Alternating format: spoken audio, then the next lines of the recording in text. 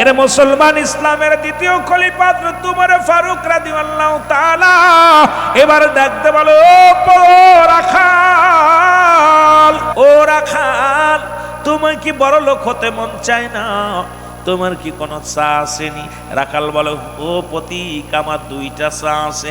একটা হলো আমি আমল ছাড়ি না, এক ওয়াক্ত নামাজ ছাড়ি না, অন্যায় করি না, জুলুম করি না। একটা মাত্র স্বপ্ন আছে, আমি যেন ইন্তেকালের পরে আমার আল্লাহ যেন আমার একটা জান্নাত দেয়। আমার আল্লাহ যেন আমার জীবনে কিচ্ছু চাই না রে, বাড়ির মালিক, গাড়ির মালিক, এই দুনিয়ার মধ্যে সম্পদ আমি চাই না। কারণ রিও জানতো কুল্লু মান আলাইহা ফান, আল্লাহ কয় বান্দারে এই জমিনটা আমি রাখবো না, এই জমিনের মধ্যে যা কিছু আছে আমি আল্লাহ চূর্ণ বিচ্ছিন্ন করে দিব।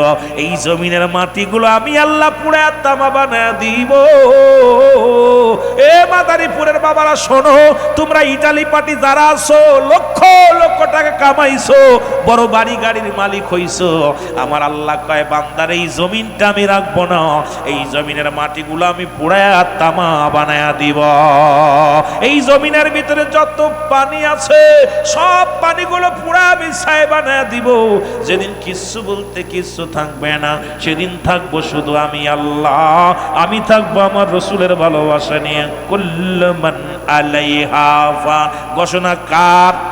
এরা যারা ভালো কর, আল্লাহর কোরআন ডাক দেখায় বান্দারে, আজকে কার জন্য সুদ খাও, কার জন্য সুদ খাও, কার জন্য ঘুষ খাও, কার জন্য এত বাড়াবাড়ি করো, মানুষের মাথায় বাড়ি মারো, আজকে কার জন্য হট্টগোল করো, কার জন্য মানুষকে ঠগাও, একবার চিন্তা করে দেখো তুমি কার। এই জমিনটার কিছু নিতে পারবা না। এই জমিনের মধ্যে কার জন্য সুদ খাইয়া তুমি লক্ষ টাকা মালিক হইলা? বিবির জিগাইবা, ওই যে শাহজাহান খান আপনাদের মাদারীপুরের এমপি ছিল, ৯ বার এমপির ৫ নং ৪৫ বছর তার এমপিগিরি ছিল, মন্ত্রী ছিল রে মুসলমান, শুনে না। ওনার বিবিরে যদি জিগাই, রে বিবি, আমি অসৎ পথে সম্পদ অর্জন করেছি, এই সম্পদ নিবা, সাথে পাপও নিবা। শাহজাহান খান বলবো, শাহজাহানের খানের বিবি কইব, স্বামী এই সম্পদ নিব কিন্তু পাপের বাগদা নিব না। তাহলে দুর্নীতি কেন করলা? জোরে বলেন ঠিক কিনা? আবার কথার কথা বলতেছে, আমি তো জানি না রে বাবা। আবার কইতে পারেন, হুজুর আমাদের এমপির বিরোধিতা করে না রে বাবা। না, বোঝানোর জন্য আমি বলে যাই। এইবার আপনার বিবিরেও যায় বলবেন, বিবিরে আমি তো চুরি করেছি, ডাকাতি করেছি, জিনা করেছি, এইটা সম্পদ জোগাড় করেছি, তুমি সম্পদ নাও, পাপের বাগদা নাও। বউ বলবে, বউ স্বামী আমি তোমার বিবি, খাওয়ানোর দায়িত্ব তোমার, ওই পাপের বাগ আমি নিব না। ছেলে বলবে পাপের বাগ নিব না। ছেলেরে কইবেন, তোরে উন্ডা কিনে দিছি ঘুষের টাকা দিয়া। ছেলে কই, বাবা হুন্ডা নিব, পাপ নিব না। কই, বাবা হুন্ডা ওই ঘুষ খাতাম অফিসে বইয়া, সুদ খাইতাম বাড়িতে বইয়া, এই টাকা দিয়া হুন্ডা কিনে দিলাম, হুন্ডাও তোমারে দিলাম, পাপের বাগদা তুমি নাও। ছেলে কয়, আব্বা এই দুনিয়ার মধ্যে হুন্ডা নিব, পাপ নিব না। মেয়ে বলবে, মা গো আমি পাপ নিব না, যত সম্পদ নিব। তাহলে তুমি কার জন্য এত কিছু করলা? এই জন্য আমি মাঝে মাঝে বলি, এই দুনিয়ার সম্পদ খাবে লোকে, তোমার দেহ খাবে পোকে। জোরে কোন ঠিক কিনা? ওই যে আমার শাহজাহান ভাই, ছেলেরা বিদেশে আছে, ওই সম্পদ খাবে লোকে আর উনার বডি খাবে পোকে। যদি বডি যদি ভালো করে না যায়, হালাল খায়া দেও না করে, ইবাদত বন্দেগী যদি না করে, যদি আল্লাহর গোলামি না করে কবরে যায়, কবরে কিন্তু শাহজাহান রে চেনবে না, সিদ্দিকী রে চেনবে না। ওদিন কিন্তু মুগুরের বাড়ি আছে কপালে। এই জন্য আমাদের আমল করে যাওয়া লাগবে কবরে। জোরে বলেন ঠিক কিনা? আর একটু জোরে জোরে চিল্লায় বলা যাবে না ঠিক কিনা? এ দুনিয়ার মুসলমান শোনো, ১ নাম্বার হলো আল্লাহ যেন আমার ইমানের সঙ্গে মৃত্যু দেয়, জান্নাত দেয়। আর ২ নাম্বার আল্লাহর কাছে চাওয়া, এই জামানার এই রাজ্যের খলিফা হযরত ওমর ফারুক, যিনি কোরআনের আইন মানে, কোরআনের বিচার করে, আল্লাহ পাক যদি দয়া করে মায়া করে আমার জীবনে একটা শখ, মরণের আগে যেন একদিন খলিফা ওমরের সঙ্গে দেখা করতে পারি। এই ২টা মাত্র আল্লাহর কাছে চায়। বাড়ির চিন্তা করি না, গাড়ির চিন্তা করি না, নারীর চিন্তা করি না, এই দুইটা জিনিস চাই। হযরত উমরে ফারুক হাত উঠায় দিছে, আল্লাহর দরবারে ডাকতে বলে, আল্লাহ ও রব্বুল আলামিন, রাখাল দুয়াছে আল্লাহ, তুমি এই রাখালকে ইমানের সঙ্গে মৃত্যু দিয়া দিও, ইমানের সঙ্গে মৃত্যু দিয়া তোমার জান্নাত দিয়া দিও। তুমি তো মুমিনদের জন্য জান্নাত লিখে রাখছো। আল্লাহ বলো, দাতুলিল মুমিনিন, আল্লাহ কয় মুমিনদের জন্য, মুত্তাকিনদের জন্য একটা নয়, দুটি নয়, 8টা জান্নাত প্রস্তুতি করে রাখলাম। আল্লাহ কয় মুসলমান তোমারে ফারুক ডাকতে কয়, রব্বে কারীম, তোমার এই আল্লাহ রাখালকে তোমার একটা জান্নাত দিয়ে দিও, কারণ মুমিনের অন্তর্গত হয়ে গেছে, ইমানের ইমান আছে, একটা অন্যায় করে নাই, তোমার কাছে একটা জান্নাত চাই আল্লাহ এই রাখালের জন্য। রাখাল ডাক দেখো, সোর তুই আমার জন্য কেন দোয়া করো? তুমি মুনাফিক, তোমার মতো মুনাফিক মুসলমান আমার জন্য দোয়া করো, তুমি তো নিজেই একটা মুনাফিক। ওমর চোখের পানিগুলো ছেড়ে দিয়ে ডাক দে বলে, আল্লাহ আমার রাজ্যের একজন রাখাল, তার ইমান কত মজবুত, তার ইমান কত মজবুত রে আমার আল্লাহ। মনে মনে কান্দে আর ডাক দে, নিজের শুধরা নিয়ে ডাক দে, মুসলমান এবার ডাক দে, কো ভাই তোমার জন্য দোয়া করলাম, আর দ্বিতীয় হলো তুমি উমরকে দেখতে চাও? বলে জীবনের শেষ একটা আশা উমরকে দেখতে চায়। হযরত উমরে ফারুক ডাক দে, কো রাখাল আগামীকাল ফজরের নামাজের ইমামতি করবে হযরত উমরে ফারুক, তুমি যাবা ওই মসজিদে নববীর মধ্যে সামনের কাতারে বসবা, দেখবা হযরত উমরে ফারুক নামাজে আসবে, নামাজের ইমামতি করবে, তুমি তাকে প্রাণ ভরে দেখে নিবা, জোরে জোরে চিল্লায়া বলা যাবে না মারহাবা। হযরত উমরে ফারুক বইলা রওনা দিয়ে দিলেন। এবার রাখাল বাড়ি আসলেন, মাগরিবের নামাজ জামাতের সঙ্গে আদায় করলো, ঈশার নামাজ জামাতের সঙ্গে আদায় করল, আদায় করে চিন্তা করে, আল্লাহ এই ব্যক্তিরে কত গালি দিলাম, কত মুনাফিক বললাম, রাখলো না, জীবনে তো এই লোকটারে দেখি না, লোকটা তো খুব ধৈর্যশীলতা লোক, আর এই লোকটা যেহেতু বলছে উমরের সঙ্গে দেখা হবে, আমি রাত্রে রওনা দিব, ফজরের নামাজ আমি যাব ওই মসজিদে নববীর মধ্যে। এবার রাখাল রওনা দিলেন, রওনা দিয়া মসজিদে নববীর মধ্যে গেলেন, এমন সুবাজান পড়ে গেল, আসসালাতু খায়রুম মিনান নাওম, আল্লাহু আকবার, আল্লাহু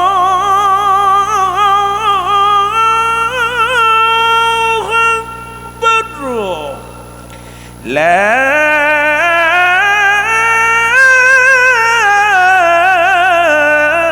ইলাহা ইল্লাল্লাহ।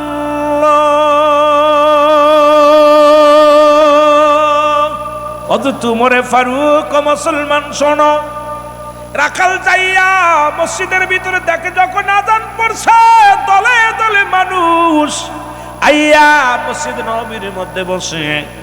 এবার রাখাল যায় দেখে রে ইমামের পিছনে একটা লোক বসে আছে, তিনি আর কেউ নয়, তিনি হলো হযরতে উসমান গনি রাদিয়াল্লাহু তাআলা।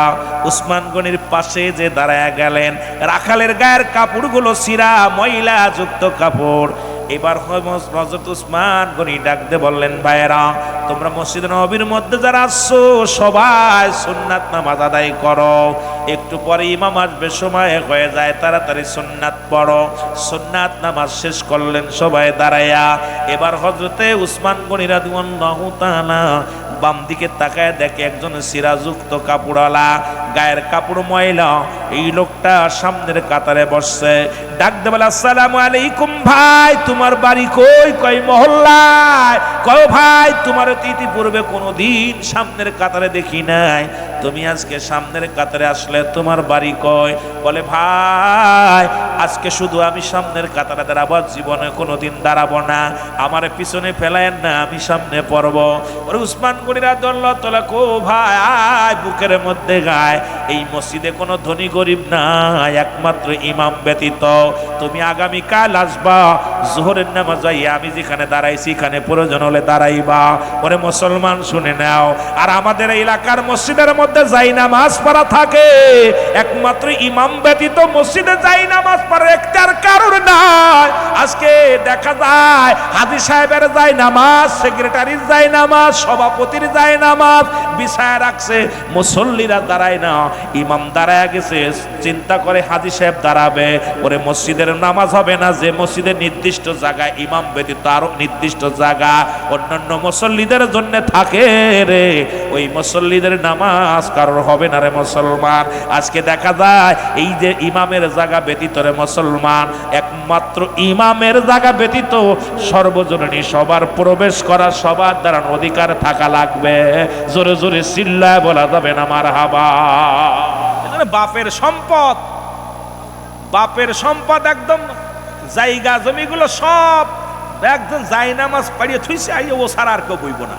ওর ঘাট ধরে বের করে দাও মসজিদ থেকে, ওটা আল্লাহর ঘর, তোর বাপের ঘর না যে তুই নির্দিষ্ট একমাত্র ইমামের যাই নামাজ ব্যতীত ওই যাই নামাজ আমি দাঁড়াবো, আপনি দাঁড়াবেন, যে পারবেন সবাই সর্বজন হুকুম থাকবে, পারছে আরামের জন্য, কিন্তু সবাই পড়তে পারবে। এখন অনেক জায়গা মসজিদ আছে দেখা যায় সেক্রেটারি সভাপতি ওই যে জায়গা রাখছে, ওই জায়গা আর কেউ দাঁড়ায় না ভয়তে, ঠিক কি না? কথা কন কথা, এগুলোর কথা অনেকে কষ্ট পাবে। এই পক্ষে যারা আছে তাদের তো মাথা কাজ করছে না। সিদ্দিকী সাহেব কয় কি বিপদে না, যারা বলেন ঠিক কি না?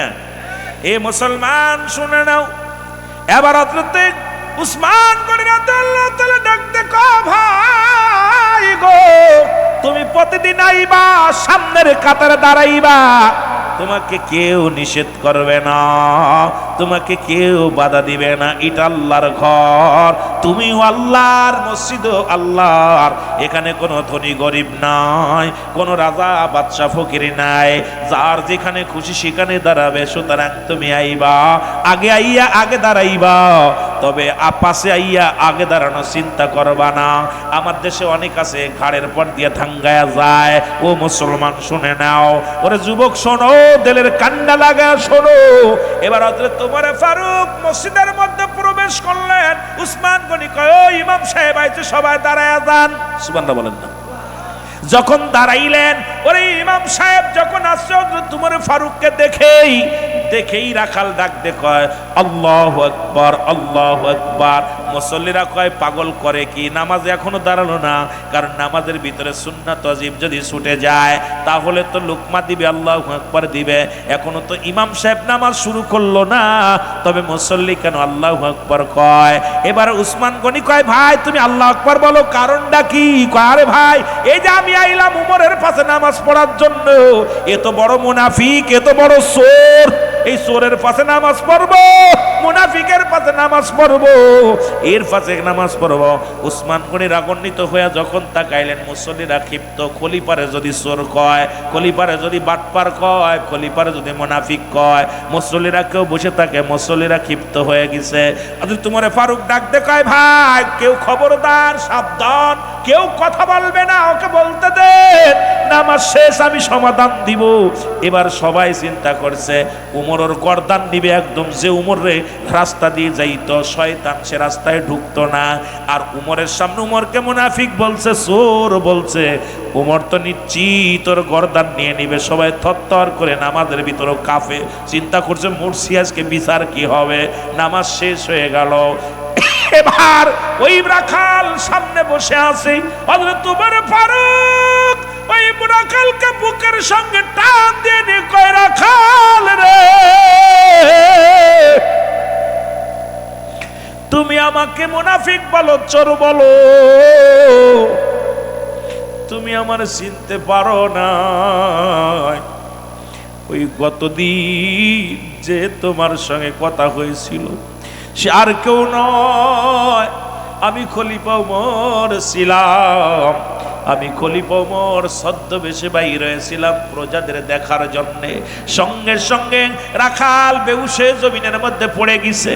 রাখাল থরথর করে কাঁপে, এবার কয়, হুজুর আমাকে আপনি মাফ করে দিন, আমি চিনতে পারি নাই।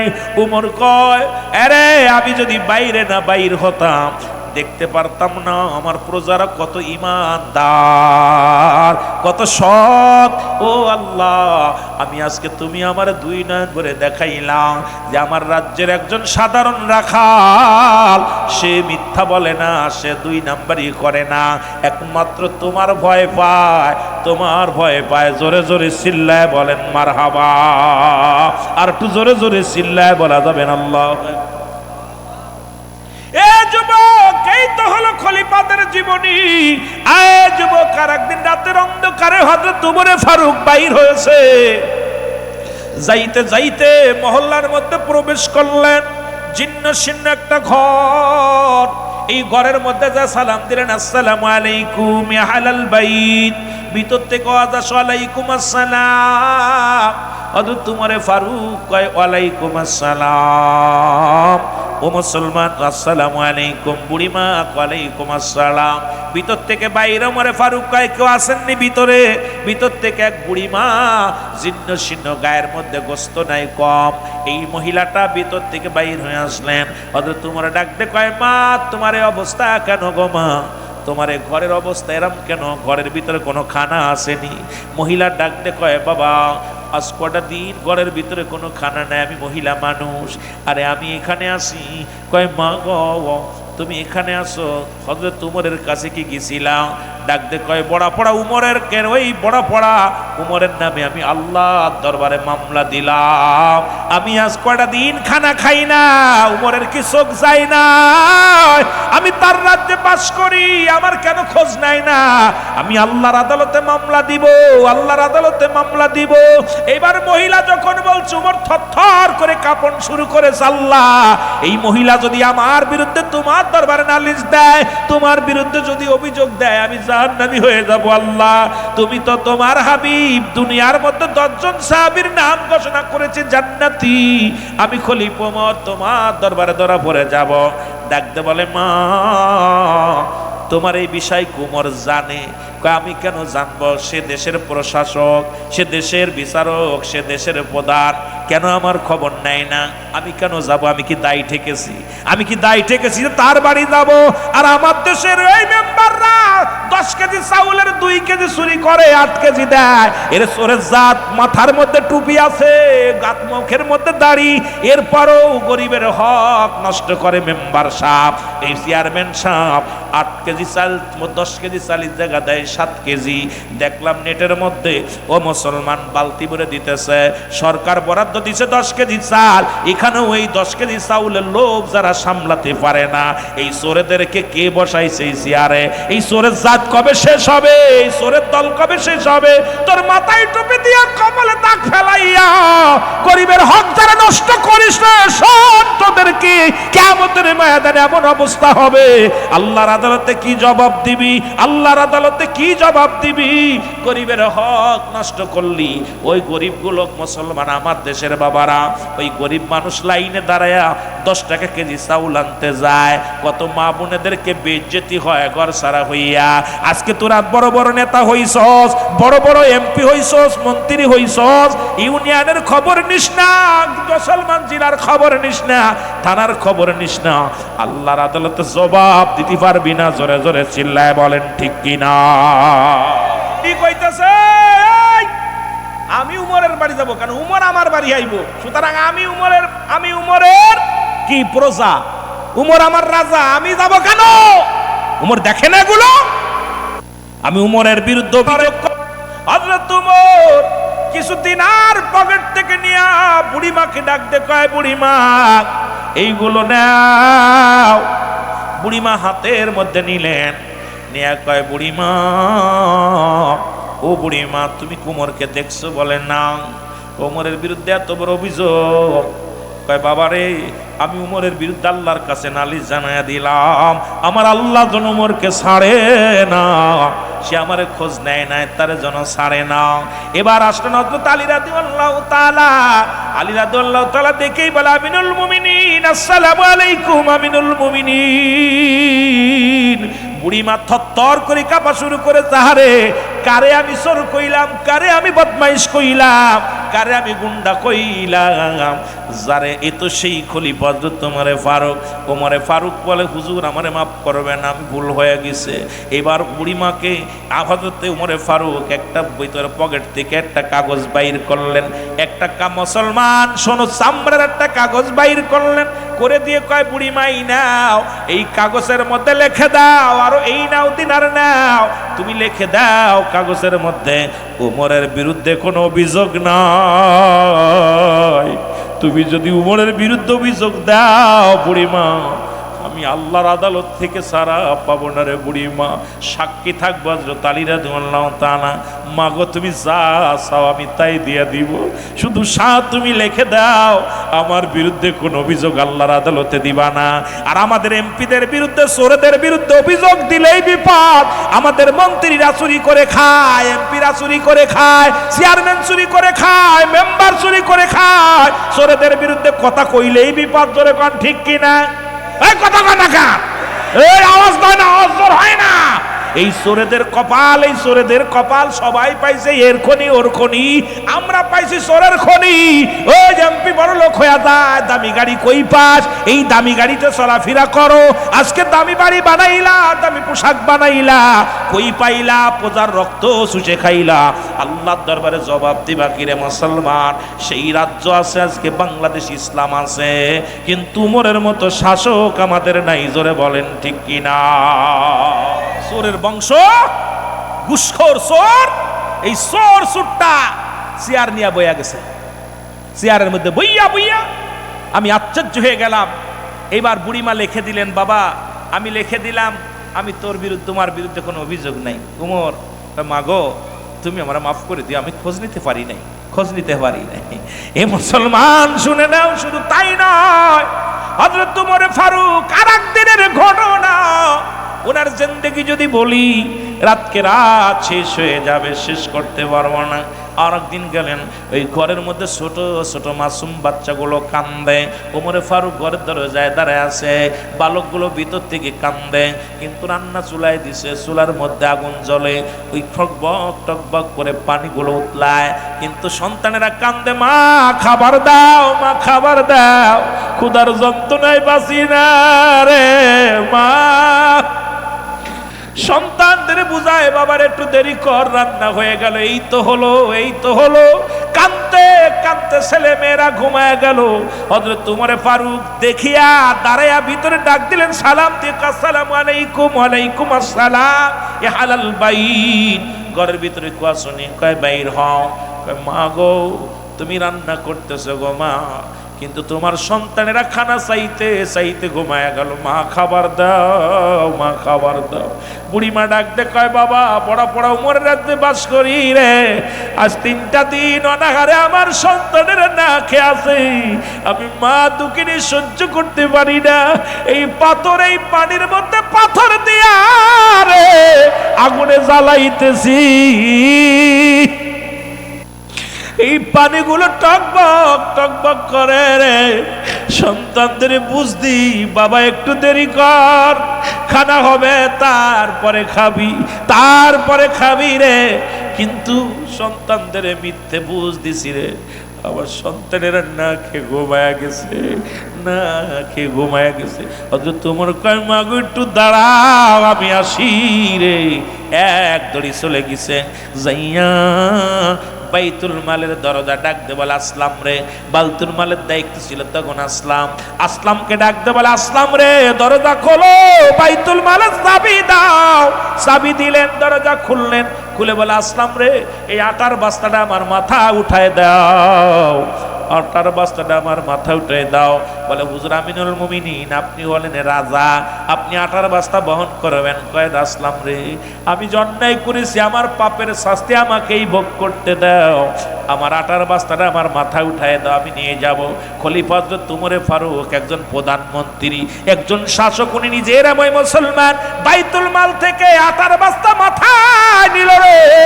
আটার বস্তা মাথায় নিয়া টানতে টানতে চলে গেলেন বাড়িতে। যায় ডাকতে বলে, বুড়ি মা, এই নাওয়াটা তোমার সন্তানদের রুটি বানায়া দিও, তোমার সন্তানদের খাইতে দিও মা। মা, ও মা, আর তুমি আগামীকাল তুমি উমরের রাজ্যে যায়, ওখানে আমি থাকবো, একটু বলে পরামর্শ করে তোমার একটু বেশি দেওয়ার ব্যবস্থা করে দিব। বলে, বাজান রে, হযরত উমরে ফারুক যদি খলিফা না হয়ে তুমি যদি খলিফা হইতারে বাবা, দেশের কত মঙ্গল হতো। বড়া পড়া উমর কোনো কন্যায় করে নাই, বড়া পড়া উমরের রাজ্যে বাস করি, এরকম গালি দেওয়া শুরু করলো। কয়, মা গো, তুমি উমরের বিরুদ্ধে আর অভিযোগ করো না, উমরকে আর গালি দিও না মা, আগামী কালকে তুমি যাবা, রাজ দরবারে যাবা, উমরকে বলে একটু বেশি দেওয়ার চেষ্টা করো। ও মুসলমান, শুনে নাও। পরের দিন বুড়িমা গুটি গুটি পায়ে উমরের রাজ্যে গেলেন। যায় দেখে খলিফা উমর রাজ সিংহাসনে বসে আছে। দেখেই তো বুড়িমা মুসলমান থরথর করে কাঁপন শুরু করেছে। বুড়িমা দূর থেকে উমর দেখে বুড়িমা ডাকবার, বুড়ি মুহম্মদ তোমারে পারো ডাকতে বলে, এই প্রহরী, বুড়িমাকে ডাক দাও। বুড়িমা যখন উমরকে দেখছে থরথর করে কাঁপে আর কয়, হুজুর, আপনাকে আমাকে মাফ করে দিন, আমি চিনতে পারি নাই। ডাকতে বলে, ও উমর বলে, বুড়িমা তুমি ঠিকই বলেছো, গালি দিছো, আমার প্রাপ্য যেটা ছিল সেটাই দিছো গো মা, আমি কেন তোমার আগে খবর নিতে পারি নাই রে বুড়িমা। মদিনার মনোয়ারায় যাইয়া বাবার নামের সঙ্গে কত নাম আলা মানুষ দেখতে পায়। বাবার চেহারার সঙ্গে অনেক মানুষের চেহারা মিলে যায়। কলিজার টুকরা সন্তান আব্বা আব্বা বলে কান্দে। এরে মুসলমান, নবীর রওজা জিয়ারত করতে যাইয়া হাজিরা লাব্বাইক ইয়া রাসূলুল্লাহ, লাব্বাইক ইয়া হাবিবাল্লাহ বলে কান্দে। কিন্তু আমার নবীর আসে বাবার পাগল, ও যুবক, বাবার পাগল, কান্দে, আব্বু আব্বু বলে কান্দে। এই দৃশ্য দেখতে পাইলেন একজন আল্লাহর ওলি, নাম হলো শিবলি রহমাতুল্লাহ আলাইহি, যাদের কথা আল্লাহ বলে কুরআনুল কারীমের মধ্যে সূরা ইউনূসের মধ্যে 11 নম্বর পারা 62 নম্বর আয়াত। আল্লাহ বলে, আলা সাবধান, ইন্না নিশ্চয়, আলা ইন্না উলিয়াল্লাহ, আল্লাহর তরফ থেকে যারা ওলি হয়, লা নাই খাউফুন শব্দের অর্থ ভয়, ওয়ালা যদি অবস্থান করে কুমদের উপরে হাজারন, তাদের কোনো চিন্তা নাই, ভাবনা নাই। মিরকাত শরীফ, মিরকাত 10ম খণ্ড 722 নম্বর পৃষ্ঠা, তাফসীরুল বায়ান 5ম খণ্ড 524 নম্বর পৃষ্ঠা। রাসূল বলে, আলা সাবধান, ইন্না নিশ্চয়, আর ইন্না উলিয়াল্লাহ, আল্লাহর তরফ থেকে যারা ওলি হয়, লা ইয়ামুত। এই একজন আল্লাহর ওলি। ও যুবক, আল্লাহর ওলি শিবলি রহমাতুল্লাহ তাকায় দেখে এই যুবক, এই বালকটা শুধু আব্বা আব্বা বলে কান্দে, আব্বু আব্বু বলে কান্দে। এইবার আল্লাহর ওলি যায় বলো, বালক, আমি দেখি সব হাজিরা কান্দে, লাব্বাইক ইয়া রাসূলুল্লাহ, লাব্বাইক ইয়া হাবিবাল্লাহ বলে কান্দে, লাব্বাইক ইয়া রাসূলুল্লাহ, আল্লাহুম্মা জিন্নি মিনান নার, আল্লাহুম্মা জিন্নি মিনান নার। এরে মুসলমান, শুনে নাও, আল্লাহর ওলি ডাকতে বলে, বালক রে, তুমি আব্বু আব্বু বলে কান্দো কেন? ডাকতে বলে, হুজুর, আমার মনের দুঃখ আমি কারে বলবো, মনের ব্যথা কারে বলবো এই দুনিয়ার মধ্যে রে। আজকে আমি মদিনা শরীফ হজ করতে এসেছি, কাবা শরীফ জিয়ারত করতে এসেছি। আইয়া, আমি আমার আব্বার নামের সঙ্গে কত নাম মিলে যায়, আমার আব্বার চেহারার সঙ্গে অনেক চেহারার মিল আছে। আজকে দুনিয়ার মধ্যে আমার আব্বা জান বেঁচে নাই। আল্লাহর ওলি শিবলি রহমাতুল্লাহ বলে, বালক রে, তুমি কেন কান্দো? আব্বা আব্বা বলে কেন কান্দো? ডাকতে বলে, হুজুর, আমার আব্বা জান ছিল গরিব মানুষ, দিন মজুরি মানুষ ছিল, মানুষের বাড়ি বাড়ি কাজ করে খাইতো, কিন্তু এক ওয়াক্ত নামাজ কাজা দিত না, এক ওয়াক্ত নামাজ কাজা দিত না। যখন আজান পড়ে যেত, আমার আব্বা জান ওই মাগরিবের নামাজ, ঈশার নামাজ, মাগরিবের নামাজ, ফজরের নামাজে আমার হাতটা ধইরা লইয়া মসজিদের মধ্যে নিয়ে যেত। আর ওই ফজরের নামাজ যখন আজান পড়ে যেত, আব্বা জান আমার হাত ধরে উঠাইয়া ঠান্ডা পানি দজু করাইয়া এই পরে মসজিদে চলে যাইত। মুসল্লিরা সবাই বাইর হয়ে আসতো, আর আব্বা জান যাই নামাজের মধ্যে বইয়া বইয়া কাঁদতো। আমি জিগাইতাম, আব্বা জান, আপনি কেন কান্দেন? আপনার চোখে কেন পানি?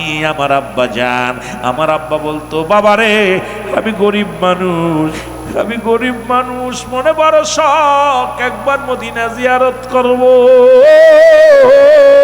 একবার মদিনায় যাইব, রাসূলুল্লাহর রওজা জিয়ারত করব। কিন্তু আমার সাধ্য নাই, টাকা নাই, টাকা নাই, পয়সা নাই। বাবারা, আমি দিন মজুরি মানুষ, এত টাকা পাবো কই? মদিনা যাইতে পারবো না। এই ব্যথা লইয়া, বুকের মধ্যে ব্যথা লইয়া আব্বাজান কাঁদতো। হঠাৎ আব্বাজান মারা গেল। আজকে আমি ইনকাম করা শিখেছি। অনেক বাবা ছিল, আজকে আমাদের বাবারা কত কষ্ট করেছে, মানুষের বাড়ি বাড়ি কাজ করেছে, ব্যাংক চালাইছে, রিক্সা চালাইছে। আজকে টাকার অভাব নাই। এমনও দিন গেছে বাবা সারাদিন না খেয়ে থাকছে, মা সারাদিন না খেয়ে থাকছে। আজকে আমাদের টাকার অভাব নাই, চাউলের অভাব নাই, দ্রব্য রঙের ফলের অভাব নাই। আজকে আব্বা দুনিয়ার মধ্যে নাই, আজকে আমাদের বাবা যাদের দুনিয়ার মধ্যে নাই। আজকে বাবা যখন ফল খাইতে যায়, বাবার কথা মনে পড়ে যায় রে গো। এই জন্য রাসূল বলছো, দুনিয়ার মানুষ তোমরা কেউ কি কবুলাদের সব পাইতে চাও? রাসূল বললেন বানাফর, সাহাবীরা বলে কে বা না চায়? আমার নবী বললেন, সাহাবীরা রে, তোমরা যারা তোমাদের আব্বা মা জীবিত আছে, মার মুখের দিকে একটু মায়ের নজরে তাকাইবা, বাবার মুখের দিকে একটু মায়ের নজরে তাকাইবা, তোমার আমল নামায় একটা কবুল হজরের সব হয়ে যাবে। সাহাবীরা বলে, আমলটা যদি একাধিকবার করি, আমার নবী কয় যতবার তোর মার মুখের দিকে মায়ের নজরে তাকাইবি, যতবার তোর বাবার মুখের দিকে মায়ের নজরে তাকাইবি, একটা করে কবুল হজরের সব লেখা হয়ে যাবে। এবার নবীজি দেখে সাহাবীদের চোখে পানি, সাহাবীরা কাঁদতে। আমার নবী কয়, সাহাবীরা তোমরা কেন কাঁদো গো? সাহাবীরা বলে, ইয়া রাসূলুল্লাহ, ইয়া হাবিবাল্লাহ, আমাদের মাও নাই, বাবাও নাই, এই আমলটা আমরা বঞ্চিত হয়ে গেলাম। আজকে যদি 10টা দিন আগে যদি জানতাম, 2 দিন আগে যদি জানতাম, এই আমলটা আমরা বেশি বেশি করে করতাম। আমার নবী কয়, জিবরিল আমিন আসে কয়, ইয়া রাসূলুল্লাহ, ইয়া হাবিবাল্লাহ, আজকে যাদের আব্বা নাই, যাদের মা নাই, তারা যেন এইভাবে দোয়া করে, রব্বিরহামহুমা কামা রব্বায়ানি সগীরা। এই দোয়া শিখা আমার আল্লাহ শিখা দেয়। হাবিব রে হাবিব, আপনি বলেন, এ আমার রব, এ আমার প্রতিপালক, এ আমার আল্লাহ, আমার পিতামাতার সগীরা গুনাহ মাফ করে দাও, কবিরা গুনাহ মাফ করে দাও, জানা গুনাহ মাফ করে দাও, অজানা গুনাহগুলো মাফ করে দাও। ওরে মুসলমান শুনে নাও, রাসূল শিখায়া দিলেন, আল্লাহ শিখায়, জিবরিলে কয়, জিবরিল যাও যাও আমার নবীরে জানায়া দিয়ে আসো। নবী উম্মতের শিখায়। আর বাবা আদম দোয়া করে, রব্বানা যালামনা আনফুসানা ওয়া ইল্লাম তাগফির লানা ওয়া তারহামনা লানাকুনান্না মিনাল খাসিরিন। এ দুনিয়ার মুসলমান গভীর মনোযোগ। আল্লাহর ওলি শিবলি রহমাতুল্লাহ ডাকতে কয়, যুবক,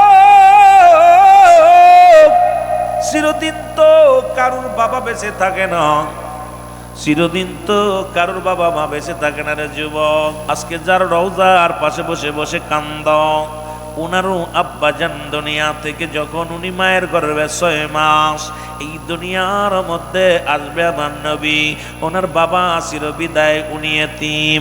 যখন 6 বছর বয়স, মা বিদায়। আরে কত না কঠিন বিপদ সন্নিহিত সময়। মুসলমান নৈক মুসলমান শুনে নাও, যখন 6 বছর 6 মাস বয়স, তার দাদাও দুনিয়া থেকে বিদায় হয়ে গেছে। আজকে যার রওজার পাশে বইয়া বইয়া কান্দো, আরে ওনার তো বাবা নাই, ওনার তো মা দুনিয়া থেকে বিদায়। আজকে আমি আল্লাহর ওলি শিবলি রহমাতুল্লাহ আলাইহি, ও যুবক শুনে নাও, তরিকাতের বাইরে যারা আছে শুনে নাও, আল্লাহর ওলি শিবলি রহমাতুল্লাহ আলাইহি কান্দার কও, আমার আল্লাহ, এই বালকের চোখের পানি আমি সইতে পারি না রে আল্লাহ।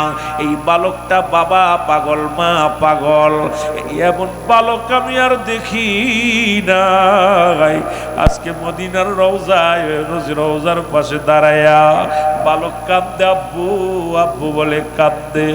আজকে কত সন্তান তার বাবার কাঁধে লইয়া কবরে শুয়া দিছে, বাবার কোলে বাবার কাঁধে সন্তানের লাশ, সন্তানের কাঁধে বাবার লাশ। ও যুবক, এই মাদারীপুর আঙ্গুল কাটার জমিনের মুসলমান, এমন কত যুবক ভাই, আমি যখন এসেছি একটা মুরব্বীর চেহারাও দেখি না। আল্লাহ কখন তারে নিয়ে গেছে আজকে জমিনের মধ্যে নাই। ও বাজান, আমিও হয়তো এক সময় থাকবো না, আপনিও থাকবেন না। আরে মুসলমান শোনো, এমন পাগল আমি দুনিয়ার মধ্যে পাই নাই। ও বাবা পাগলেরা শুনে নাও, মা পাগলেরা শুনে নাও। আল্লাহর লিসবি রহমাতুল্লাহ কান্দে, যুবক কান্দে। যুবক বলে হুজুর,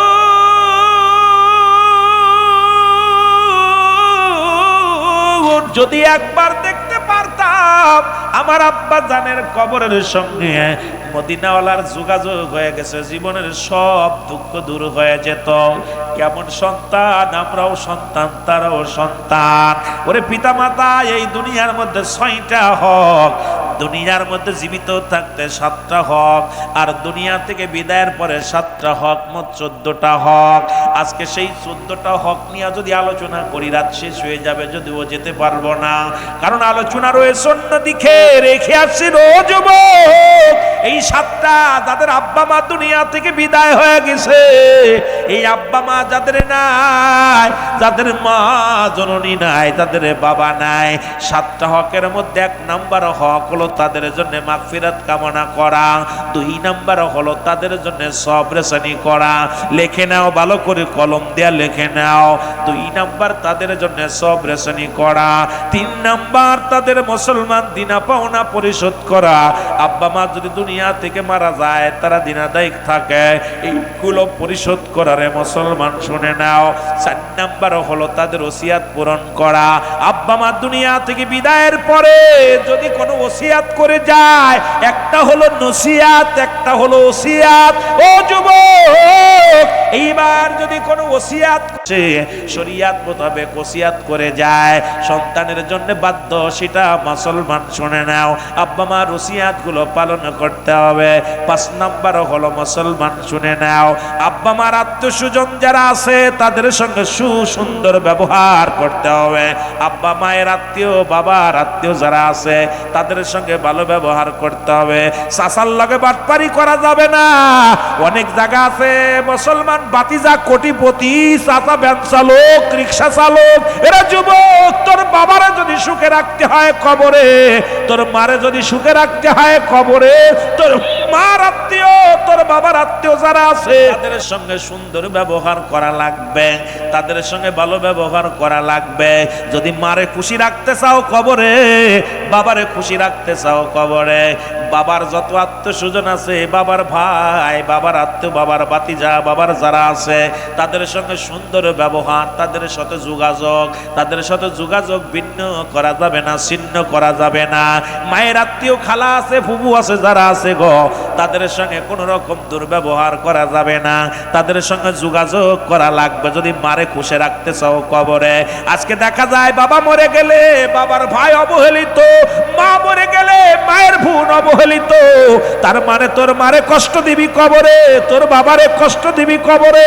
ও যুবক, 6 নাম্বার হলো তোমার মা বাবার আত্মীয় স্বজন যারা আছে তাদেরকে সাহায্য সহযোগিতা করা লাগবে।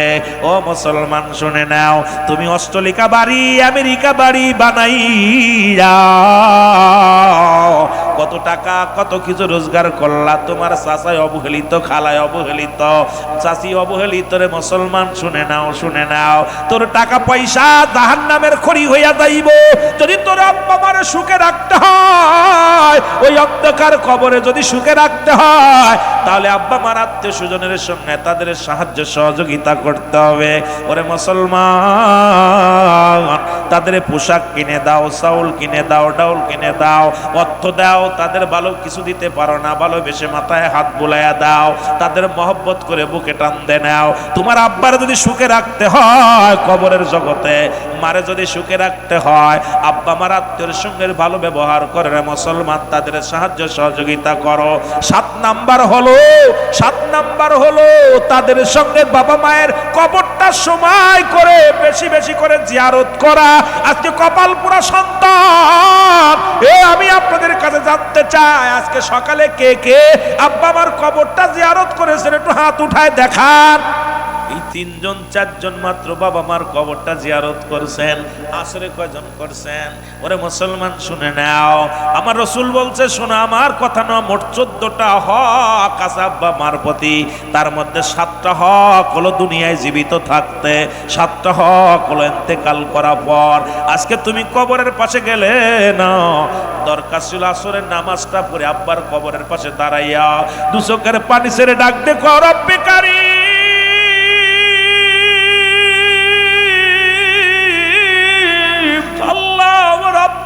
শুয়ে আছে অন্ধকার কবরে, আল্লাহ আমার মা শুয়ে আছে কবরে, রব্বুল আলামিন তুমি আমার আব্বা আমার মাফ করে দাও। ও মুসলমান শুনে নাও, রাসূল বলছে তোমরা বেশি বেশি কবর জিয়ারত করো, কারণ কবরের পাশে গেলে দুনিয়া বিমোহ কেটে যায়, পরকালের কথা চিন্তা হয়। আজকে গাঁজাখোর মদখোর সন্তান বানাইয়া টাকা পয়সার মালিক বানাইছো সন্তানের, একজন নেককার সন্তান বানাইতে পারো নাই। এই কবরে কিন্তু শান্তি নাই, জোরে বলেন ঠিক কিনা? ওরে আমি যদি যাই গো মারা, আমি যদি যাই গো মারা বিদেশের মাটিতে, লাশটাই আমার পৌঁছাই দিও মায়েরই কোলেতে, বলো লাশটাই আমার পৌঁছাই দিও মায়েরই কোলেতে, বলো লাশটাই আমার। আরো জোরে জোরে বলেন, ওরে আমি যদি যাই গো মারা, আমি যদি যাই গো মারা বিদেশের মাটিতে, লাশটাই আমার পৌঁছাই দিও মায়েরই কোলেতে রে, লাশটাই আমার পৌঁছাই দিও। গ্রামবাসী রে,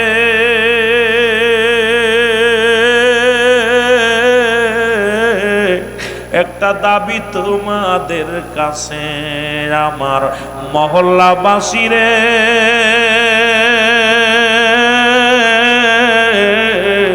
একটা দাবি তোমাদের কাছে, জন্মের পরে যে কোলেতে রাখছে আমার মা,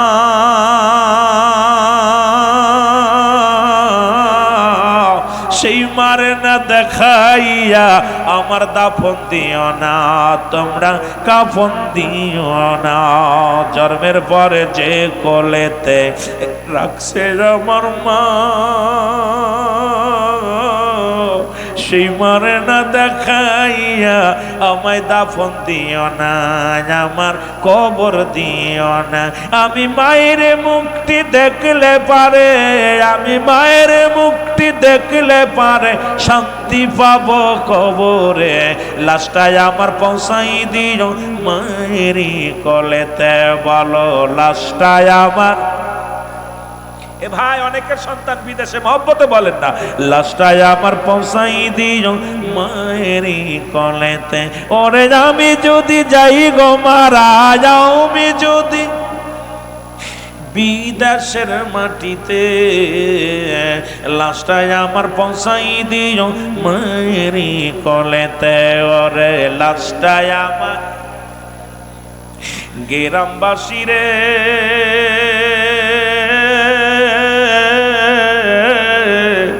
আমি দাবি করি তোমাদের কাছে, আমার আপন ভাই বোন যারা আসরে, দাবি করি তোমাদের কাছে, এই জগতে মায়ের মতো নাই কেউ আপন।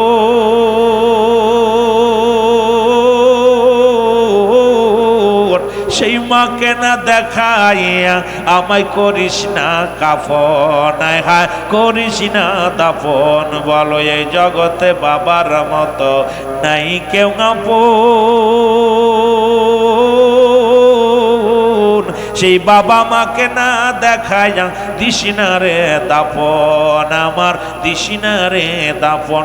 মায়ের মুক্তি আমার দেখলে পারে, বাজার মুক্তি আমায় দেখলে পারে, শান্তি পাব কবরে, লাশটায় আমার পৌঁছাই দিও মায়েরই কলেতে। বলো লাশটায় আমার, খালা বলো ফুফু বলো মায়ের মতো নয়,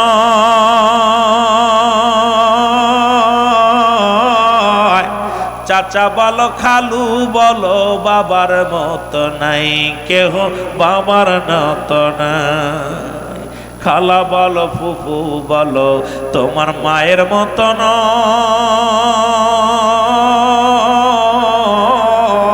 চাচা বলো খালু বলো বাবার মতো নয়, কেহ বাবার মতো নাই।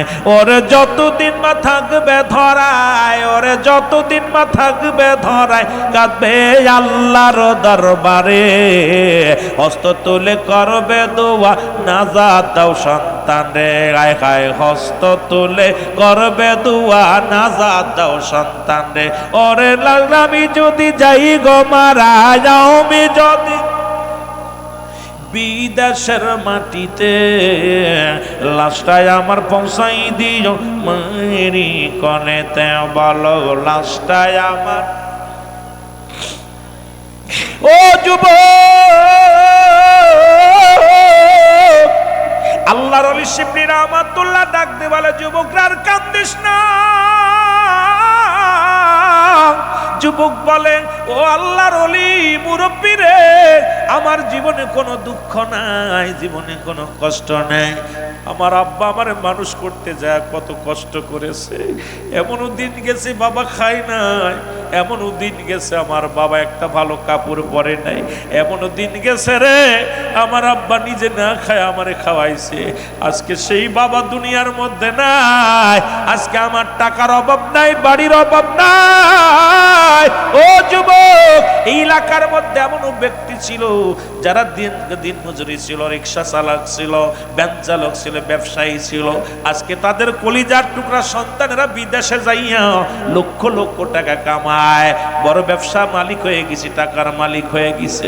আজকে দুনিয়ার মধ্যে আব্বা নাই মা নাই, একদের মতো মুসলমান ওই বাবার কথা মনে বলে সন্তান সহ্য করতে পারে না, বাবার কথা মার কথা মনে বলে সহ্য করতে পারে না। ও যুবক শোনো, আল্লাহর ওলি শিবলি রহমাতুল্লাহ দুটি হাত উঠায় দোয়া করে রব্বে কারীম, ও আমার আল্লাহ, আমি জীবনে যত ইবাদত করেছি জীবনে কোনোদিন তোমার কাছে কিছু চাই নাই, আজকে তোমার কাছে একটা দরখাস্ত করি, এই বাবা পাগল সন্তানের তুমি খালি হাতে ফিরাই দিও না। ওই বাবা পাগল সন্তানের বাবাকে মদিনাওয়ালার সঙ্গে যোগাযোগ করায়া দাও। এর আল্লাহর ওলি শিবলি রহমাতুল্লাহ যখন দোয়া করলেন, ওই বালকের জন্য প্রার্থনা করলেন, সঙ্গে সঙ্গে রব্বুল আলামিন কবুল করেছে।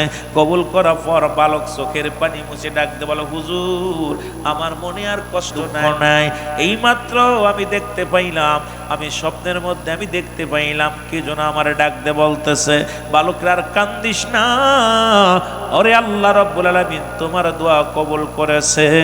আল্লাহর ওলি শিবলি রহমাতুল্লাহ আমার তোমার জন্য আমার জন্য দোয়া করেছে, মদিনাওয়ালার সঙ্গে আমার কবরে যোগাযোগ হয়ে গেছে। এ যুবক, এই জন্য আমি আপনাদেরকে কি করে বুঝাইব, এই কথাগুলো কেমনে বলবো রে মুসলমান, এই পিতা মাতার হকগুলো আদায় করতে হবে। আল্লাহ মুসলমান মনে রাখবেন কোথায় রেখেছিলাম, ওই ইসলামের দ্বিতীয় খলিফা হযরত ওমর ফারুক রাদিয়াল্লাহু তাআলা, মনে আসেনি বাবা? জোরে বলেন মনে আসেনি? ওরে একটা কোরআনের আয়াত থেকে একটা হাদিসের কথা বলতে যাইয়া ওলিদের বিষয়ে একটু কথা বলে আসলাম। ওরে সূরা ইউনূসের মধ্যে 11 নম্বর পর 62 নম্বর আয়াত, এই আয়াতটা তেলাওয়াত করে এর সারমর্মে একটু কথা বুঝায় আসলাম। একটা হাদিস বর্ণনা করেছিলাম, মুসলমান মেরকাত শরে মেরকাতে 10ম খণ্ড 722 নম্বর পৃষ্ঠা, তাফসীরুল বায়ান 5ম খণ্ড 524 নম্বর পৃষ্ঠা। এই হাদিসের আলোকে একটু আল্লাহর ওলিদের নিয়ে, মা বাবাদের নিয়ে একটু কথা বলে আসলাম। আবার যদি সুযোগ পাই আমরা পিছনে আসবো, আবার একটু আগায়া যায়।